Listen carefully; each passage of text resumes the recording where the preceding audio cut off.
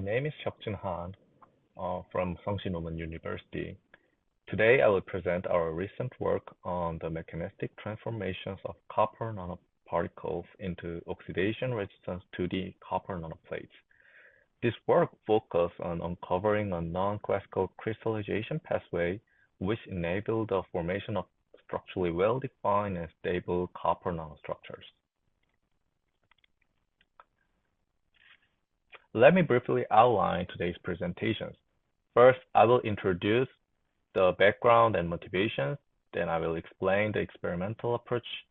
After that, I will present the key result and mechanistic insights. Finally, I will conclude with the significance of this work. Before starting to introduce my research result, I will talk about the motivation of my research first. So my research is focused on how we can do or develop the material that can be used for energy efficiencies. So as shown here, the global energy consumption is continuously increasing. That's why many people are focused on finding the energy efficient material or device or reducing the consumption of the energy. But our focus, why is it increasing rapidly, and what part is going to be a main part of the increasing the energy consumptions? So in particularly this, with the rapid growth of digital technology, energy consumption is increasing a lot. So we can see in this graph, the ICT part is almost containing the 21% of global electricity by the 2030s. This means that the reducing energy consumptions in computing system is really essential for future life.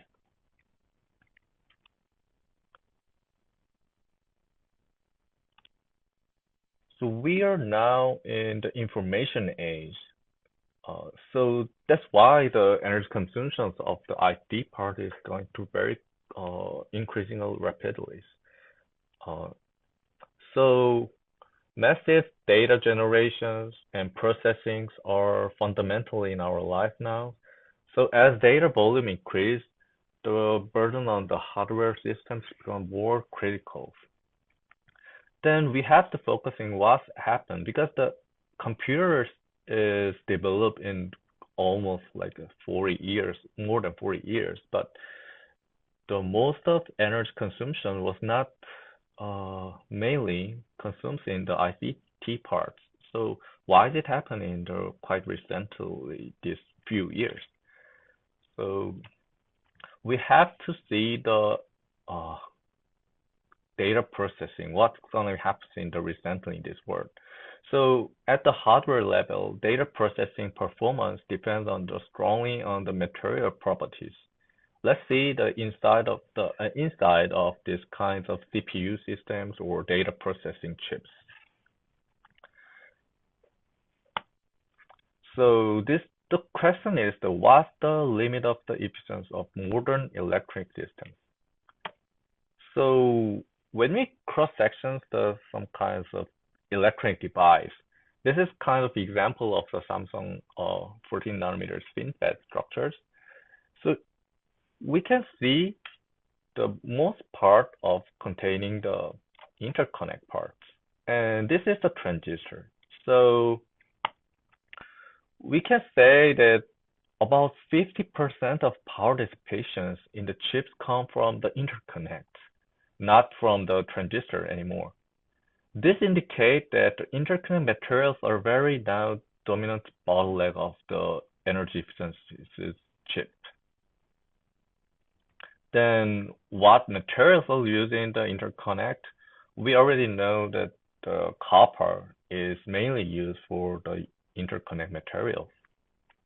So copper is widely used because of the excellent electrical conductivities, thermal conductivities, and the low cost. But the nanoscales, the copper exhibit unique. Also, the nanoscale, the copper exhibit unique properties of such like high transparency nanowire forms and enhanced mechanical strength. But for forming the single crystal of the copper, it's not fully utilize this advantage because it's very hard to precisely control the single crystals and shape of these kinds of materials. So despite this advantage, copper nanostructures suffer from several problems. First one is gonna be oxidation problem. The copper is easily oxidized and converted to the copper oxide because of the high surface energy. That's why important because copper is used in the interconnect materials and is surrounded by the uh, thin oxide materials, so mostly in the silicon oxide, and easily this oxygen can be diffused to the copper, so they need to be a diffusion barriers. So we have to think about how can we make the copper stronger to the oxidation problems. And in addition, uh, we have to understand about how we control the crystallizations, which is very remain challenging because uh the when the crystal structure we can if we control the crystal structure, then we can make the surface orientations and control that, and also that surface gonna be change a lot of properties. So in this work, we address these issues by discovering unconventional uphill transformation pathway where stable copper iodide transform into the metallic copper nanoplates. And these nanoplates are very thin and have a very high aspect ratios. So this is the one of the example that we could controlling the facet and the structure that recently, other research group already shows that without iodine ion, they're gonna be forming the nanowire structure, and the facet is gonna be a 100%. But with the iodine ion, then it's gonna be forming uh one-on-one surface. So, but actually, the iodide is much more stable than the copper, so we have to be think about why it happens and how we can control this process.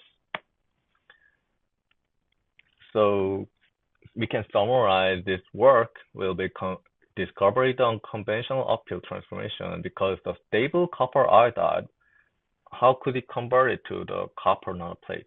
Because most of the copper is react with the iodine ion, then it's gonna be forming the copper iodide. But we can say, but most in experimentally, they're gonna be forming the metallic copper nanoplates. So we are talking about this part more uh, deeply.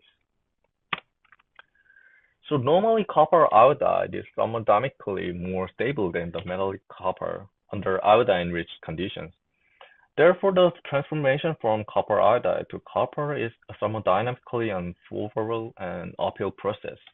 However, we observe that this transformation still occurs and which suggests non-classical mechanism. This is the central question of our studies. So we synthesize the copper nanostructure using solution-based method, and key components is including the copper precursors and glucose, which is reducing agent, and HDA as a ligand, and the iodine react precipitate. So we also perform control experiment to identify the roles of each component in the transformation process. The morphology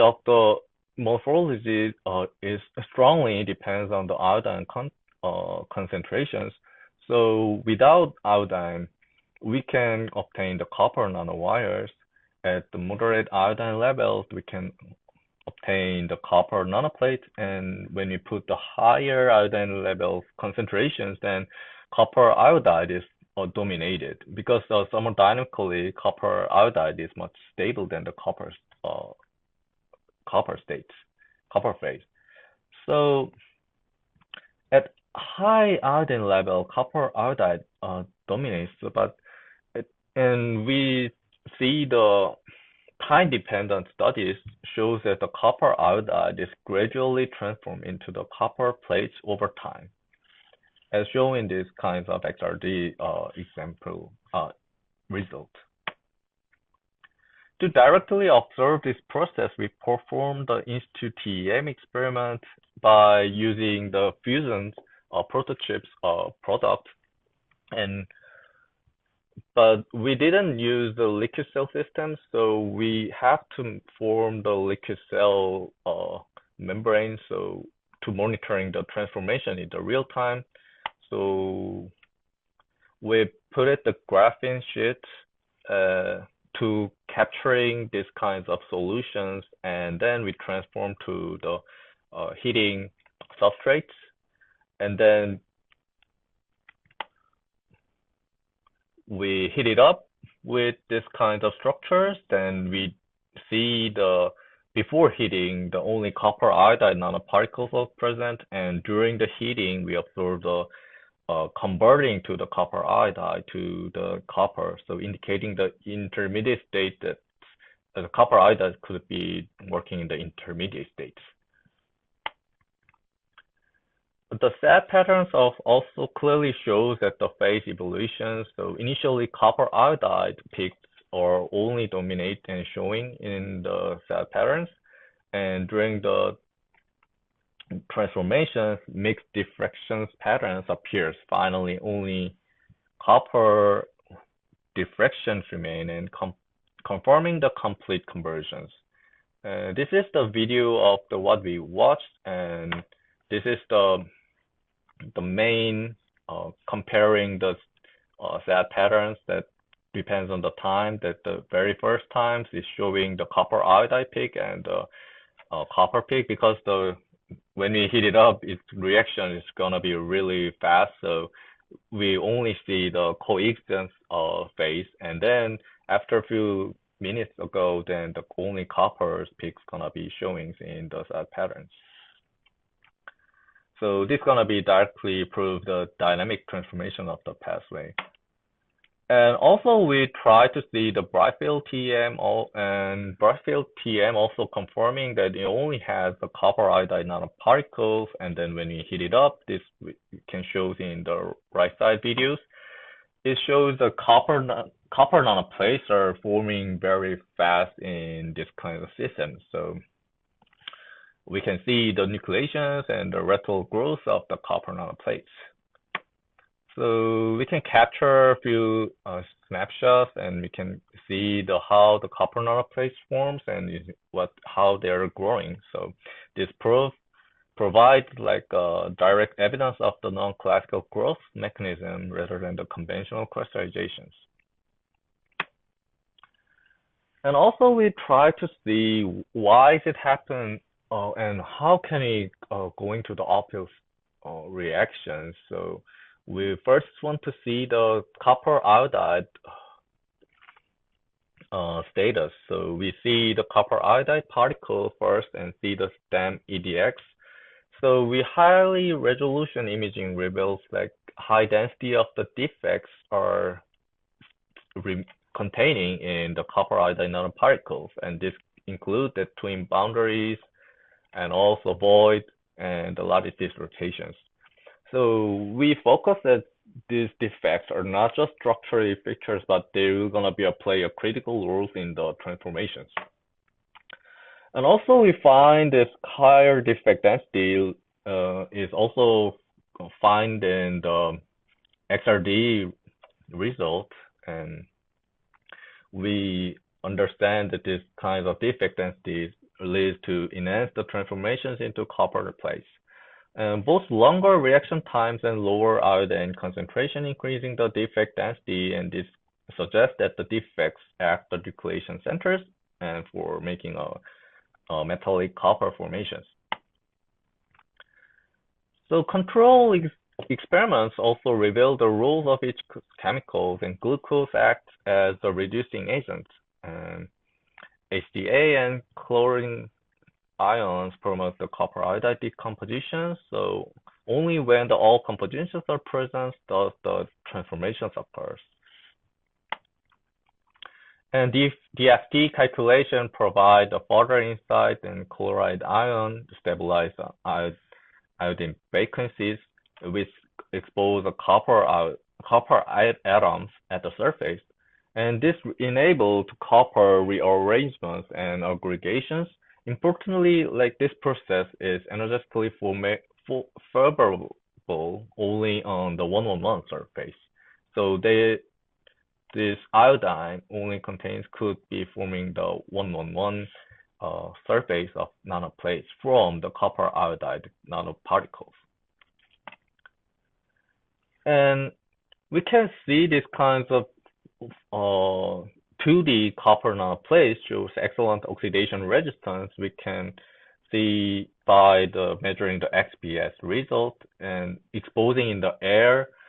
Compared to the copper nanoparticles, the oxygen components gonna be gradually increasing with the exposing time, but the copper nanoplates is not really containing the oxygens, or which can be confirmed that when we expose in the air, then it's gonna be a little bit increased, but when you put it in the desiccator, then the oxygen components gonna be a decrease with storing in the desiccators. And then when we come back to the air, then it's gonna be a little bit increased. That means that their oxygen is not gonna be react or converted to the copper oxide. They're just fizzed up on the surface of the copper. So also, um, we store in the test is gonna be 100 days, and it shows that it have a very low oxygen content. It means really strong oxidation resistance. And also we test the optical properties, and they shows the uh, much more higher PL intensity compared to the copper foils or copper nanoparticles. In conclusion, we demonstrate an unconventional uphill transformation from copper iodide nanoparticle to the copper nanoplates, and In-Situ TEM reveals the dynamic transformation process and defect structures, and gonna be play a key role. And finally, the resulting the copper nanoplate exhibit the enhanced oxidation resistance. Overall, this work established a defect-driven non-classical pathway for designing an oxidation-resistant copper nanostructures. So um, we wanted these kinds of research gonna be applied to the interconnect applications. Thank you for your attention.